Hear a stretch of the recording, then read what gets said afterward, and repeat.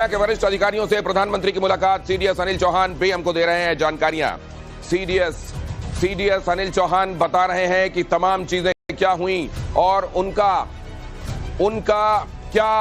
क्या अब रिव्यू क्या होना चाहिए, किस तरीके से ये अब जो हालात बन रहे हैं उसमें ये एवर इवॉल्विंग और एवर चेंजिंग सिचुएशन है। हर वक्त चीजें बदल रही हैं, ये डायनेमिक सिचुएशन है, इसलिए हर वक्त क्या हो रहा है उसको प्रीव्यू में रखते हुए क्या किया जाना चाहिए ये तय किया जा रहा है। और यहां पर आप यही देख रहे हैं, हर बार ये जो मीटिंग्स हो रही हैं इन मीटिंग्स में यही होता हुआ दिखाई दे रहा है। ब्रीफिंग हो रही है और ब्रीफिंग के बाद स्ट्रैटेजी बनकर फिर से डीब्रीफिंग हो रही है और यही यहां पर होते हुए दिखाई दे रहा है। और पाकिस्तान ने 36 जगहों पर हमले की कोशिश की है। 8 मई को हुए हमले को लेकर सेना का बयान, पाकिस्तान ने 300-400 ड्रोन से अटैक किया। 300-400 ड्रोन।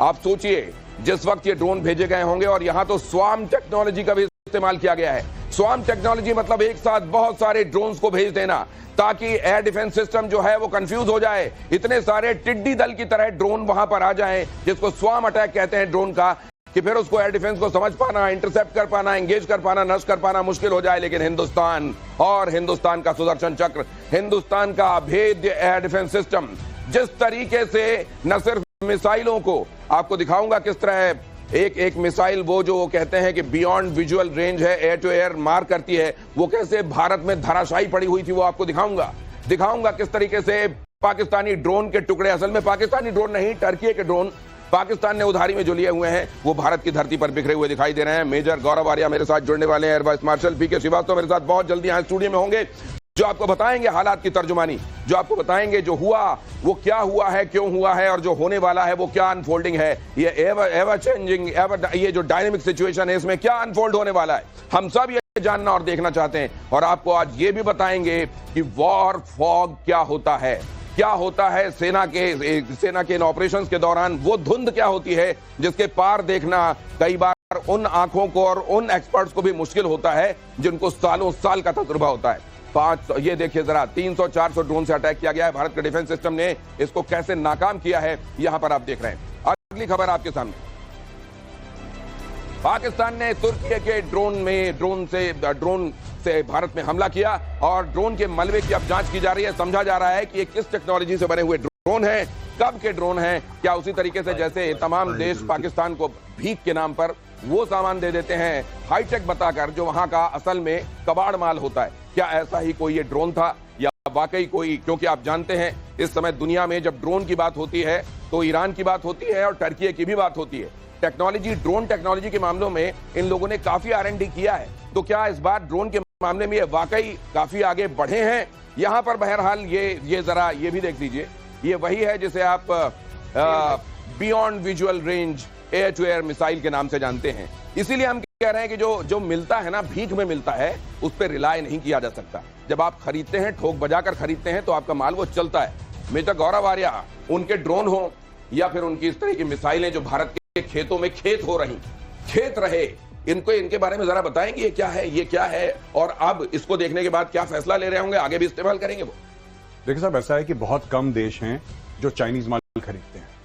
वेपन्स की बात कर रहा हूं मैं, बहुत कम देश हैं जो चाइनीज माल खरीदते हैं। ये तो टर्की के ड्रोन है। नहीं, मैं आपको बता रहा हूं आगे चल के जो चाइनीज माल खरीदते हैं। दूसरी चीज, जो तुर्की के ड्रोन हैं या आप BVR की बात कर रहे हैं, बियॉन्ड विजुअल रेंज मिसाइल्स के, ईरान की, इनका मार्केट इतना बड़ा नहीं है जितना हम लोग समझते हैं। जनरली जो बजट फ्रेंडली कंट्रीज होना चाहती हैं या बजट में कुछ चीज खरीदना चाहती हैं, वो चाइना से माल खरीदेंगे। अच्छा, तुर्की ने आपने बिल्कुल ठीक बोला है कि तुर्की ने अपना ड्रोन इकोसिस्टम बहुत बढ़ाया है, ईरान ने भी बढ़ाया है, राइट। लेकिन आप ये भी समझिए कि पाकिस्तान ने कितने पैसे दिए इसके लिए। ये उनको पाकिस्तानियों को जानबूझ के ऐसी चीजें देते हैं। देखिए, जो आपका पेइंग कस्टमर है आप उसको बेहतरीन माल देंगे, जो आपका पेइंग कस्टमर है। जो आपका पेइंग कस्टमर नहीं है, जो भिखारी कस्टमर है, उसको आप टॉप ऑफ द शेल्फ माल नहीं देंगे, राइट। और दूसरी चीज, सबसे बड़ी बात, चलाना भी आना चाहिए। अब देखिए, आपने ले लिया, आपने भीख मांग के कहीं से दाएं बाएं ले लिया, अब you don't know how to use it. ये दो बड़ी बातें जो बताई जा रही हैं कि एक तो जब आप भीख में लेते हैं तो उतना रिलायबल नहीं होता जो खरीदा हुआ होता है, जो गैरत के साथ खरीदा हुआ होता है वो ज्यादा रिलायबल होता है, फिर चलाना भी तो आना चाहिए। भारतीय हैरप और हार्पी ड्रोन से सदमे में है पाकिस्तान, जरा फायर कीजिए, ब्रेकिंग दिखाइए। भारतीय ड्रोन ने लाहौर में एयर स्पेस सिस्टम उड़ाया, भारत ने इन 2 ड्रोनों की मदद से लाहौर के डिफेंस सिस्टम को नेस्तो नाबूद कर दिया। और यह भी आपको बताऊंगा कि कैसी लाचारगी के साथ वहां यह कहा जा रहा है कि हमको तो समझ में नहीं आया। ये बिल्कुल एलिस इन द वंडरलैंड लग रहे थे उस समय जब भारतीय ड्रोन हरकत में थे। ये क्यों थे, क्या था, और इस पूरे सिनेरियो को कैसे स्टडी किया गया? क्योंकि सर ये हम देख रहे हैं कि वो जिन चीजों की डींग मारते हैं उनकी धज्जियां उड़ रही हैं लगातार। आपने इसमें क्या देखा, हमारे ड्रोन वर्सेस उनके ड्रोन? देखिए, ये जो स्वार्म अटैक जिसको ड्रोन ये बोलते हैं, जो इनके पास आया था, जिसमें छोटे छोटे हथगोले टाइप के वो होते हैं। हाँ। ये आपने देखा किसी मिलिट्री एस्टेब्लिशमेंट को इसने कुछ किया? हाँ। कोई मिलिट्री आपकी कैपेसिटी को नेस्तनाबूद करने की चेष्टा भी की? हाँ। कुछ नहीं। हाँ। ये आतंकवादियों का एक हवाई हमला है, आतंकवादियों का है। हाँ। जैसे आपने गाजा पट्टी से लोग आए थे और 7 अक्टूबर को अटैक किया था उसमें उड़ के इजराइल में, ये वैसा ही सिनेरियो है और इसको हमने मार गिराया। इससे एक मैसेज दिया है कि तुम छोटे भेजो या बड़े भेजो, हम सबको मार गिराएंगे। हमारी जो सुदर्शन चक्र से नीचे अप टू L-70 एंड शिल्का वगैरह हैं, ये सब मिलकर के मारेंगे। आपने इजराइल का जिक्र किया सर, क्योंकि यहाँ इजराइल जाहिर है उस टेक्नोलॉजी में बहुत महारत रख चुका है, जो अब जब प्रोफेशनल आर्मी आतंकवादियों का सामना करती है तो उनसे कैसे निपटा जाता है उसके लिए प्रॉपर उनके पास अब अस्त्र शस्त्र हैं। ये हैरप और हार्पी की जो बात है सर, ये किस तरीके से हमको एक अलग ही मजबूती देते हैं इस पूरे सिनेरियो में? देखिए, ऐसा है कि ड्रोन एम्युनिशन पिछले 10 सालों में या ड्रोन वॉरफेयर पिछले 10 सालों में बहुत ज्यादा बढ़ गया है और बहुत ज्यादा इसका इस्तेमाल बढ़ गया है। और भारत ने भी इसको यहाँ पे ड्रोन पूरा इकोसिस्टम हमने तैयार करा है। जो पाकिस्तान पे हमला करा, पाकिस्तान का एक कहना है कि हमने कई सारे भारत के ड्रोन मार गिराए। आप मान के चलिए कि मार गिरा दिया, मान के चलिए हमने भेजे इतने सारे थे कि अगर उसके 70-80% भी गिरे तो बहुत नुकसान। अच्छा, दूसरी चीज, आपके पास फोन है, सर के पास फोन है, मेरे पास फोन है, गली गली में बच्चे के पास फोन है। आपने कितनी फोटोग्राफ देख ली, कितने वीडियो देखे कि हमें नुकसान हो गया? पाकिस्तान से तो वायरल हो रखा है, पाकिस्तानी को। हम, आप बताइए, कोई टाइम्स नाउ का रिपोर्टर है वहां पे? सही बात, कराची पे खड़ा हूं और ये मैं बता रहा हूं यहाँ पे बम गिर गया। सही बात। तो आपको मोस्ट रिलायबल तरीके से सोर्सेज को आइडेंटिफाई करना होता है और उसके बाद वो खबर को आगे लेके जाना पड़ता है। वॉर फॉग के बारे में जरूर बताइएगा दर्शकों को। जी, वॉर फॉग वो समझें, इंफॉर्मेशन वॉरफेयर समझें, ये आवश्यक है हमारे देश के लिए। जरा ये खबर देख लीजिए पहले। पाकिस्तान का एक और पाप हुआ बेनकाब। अपने यात्री विमान को ढाल बना रहा था पाकिस्तान, कराची और लाहौर के बीच उड़ रहा। शरीक करना चाहते हैं। अब आप समझिए भारतीय वायुसेना की या भारतीय सेना की क्या परिस्थिति है।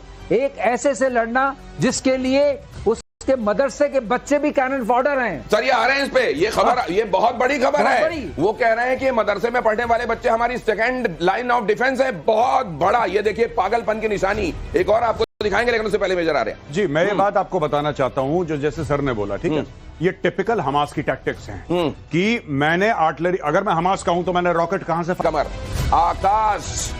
आकाश को कैसे अभेद्य बनाता है आकाश, बताएंगे एवीएम श्रीवास्तव। भारत के एयर डिफेंस को बनाया अभेद्य, किस तरीके से आकाश ने अपनी सुपीरियरिटी साबित की है। एक बात बतानी और जरूरी है दिनेश, आकाश मिसाइल हमारी अपनी शोध की हुई, बनाई हुई और ऑपरेशनली रेडी की हुई मिसाइल है। ये हमारी है और ये मैं इसलिए कह रहा हूं कि दर्शकों को पता रहना चाहिए कि अगर जब लड़ाई होती है और लंबी चलती है तो आपके पास सर्च प्रोटेक्शन की कैपेसिटी होनी चाहिए, जो हिंदुस्तान में है। हमारे पास ड्रोन बनाने वाले भी पाकिस्तान वालों को कहना चाहता हूं 10 से 15 हैं। पब्लिक सेक्टर में भी हैं, डीआरडीओ में भी हैं और प्राइवेट सेक्टर में भी हैं। और जो छोटे ड्रोनों से तुम मार करने की बात कर रहे हो वो हमारे पास बन जाएंगे, 2-4 हजार बना के रख देंगे और भर देंगे आसमान को ड्रोन से। ये देख लीजिए कि ये इतना पीतल भरा जाएगा इन आतंकवादियों के शरीर में। अब जरा देखिए ये क्या क्या सोच रहे हैं। मदरसे के बच्चों को जंग में उतारेगा पाकिस्तान। पाकिस्तान की संसद में ख्वाजा आसिफ का बयान, मदरसे के बच्चे हमारी सेकंड लाइन ऑफ डिफेंस। शर्म नहीं आती इनको। मदरसे के बच्चों को आप जानते हैं, उसमें जैसे ही बच्चे थोड़ा सा होश संभालते हैं उनको इन मदरसों में दाखिल कर दिया जाता है। और ये कह रहे हैं हमारे सेकंड लाइन ऑफ डिफेंस है, मदरसे के बच्चों का 100% इस्तेमाल करेंगे।